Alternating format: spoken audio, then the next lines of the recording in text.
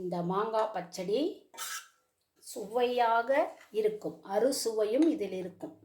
அப்படியே சாப்பிடலாம். தயிர் சாதத்துக்கு தொட்டுக்கலாம், இட்லிக்கு தொட்டுக்கலாம், தோசைக்கு தொட்டுக்கலாம், சப்பாத்திக்கு தொட்டுக்கலாம், அப்படியேவும் சாப்பிடலாம்.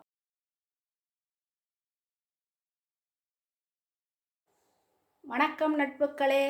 இன்றைக்கு நம்ம என்ன பார்க்க போகிறோன்னா இனிப்பு மாங்காய் பச்சடி. அதுக்கு தேவையான பொருட்கள்லாம் பார்த்துடலாம்.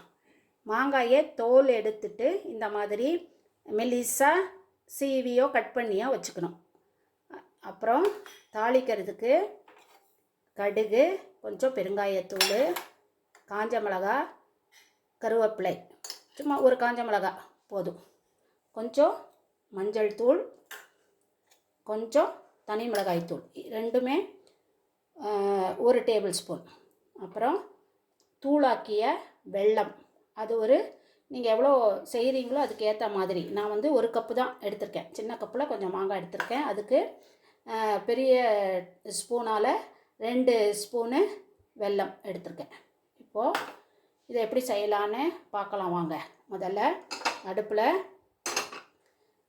ஒரு பாத்திரம் வச்சுக்கிட்டு கொஞ்சமாக எண்ணெய், கொஞ்சம் எண்ணெய் போதும். கடுகு, பெருங்காயத்தூள், காஞ்ச மிளகாய், கருவேப்பிலை எல்லாத்தையும் போட்டுட்டு கடுகு வெடித்ததும் இந்த மாங்காய் துண்டுகளை போட்டுட்டு நல்லா வதக்கணும். நல்லா வதக்கிட்டு சும்மா ஒரு சிட்டிகை மஞ்சள் பொடி, 1 டேபிள் ஸ்பூன் தனி மிளகாய் பொடி,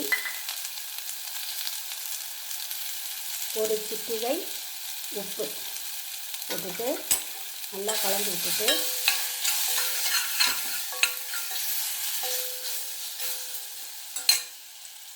கொஞ்சமாக தண்ணி ஊற்றணும்.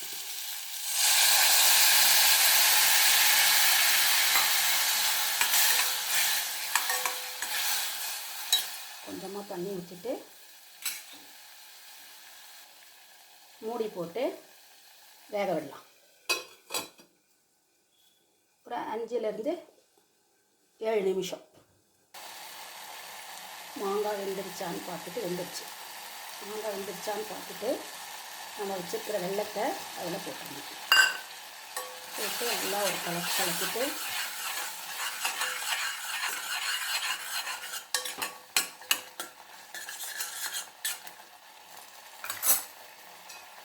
கொஞ்சம் நேரம் மூடி வச்சிடணும். ஒரு 2 மினிட்ஸ். நல்லா வெந்துருச்சு. வெல்லம் இதெல்லாம் நல்லா சேர்ந்துருச்சு. அருமையான மாங்காய் பச்சடி ரெடி. நீங்களும் இதேபோல் செய்து பார்த்து உங்கள் கருத்துக்களை தெரிவியுங்கள் மக்களே. நன்றி, வணக்கம்.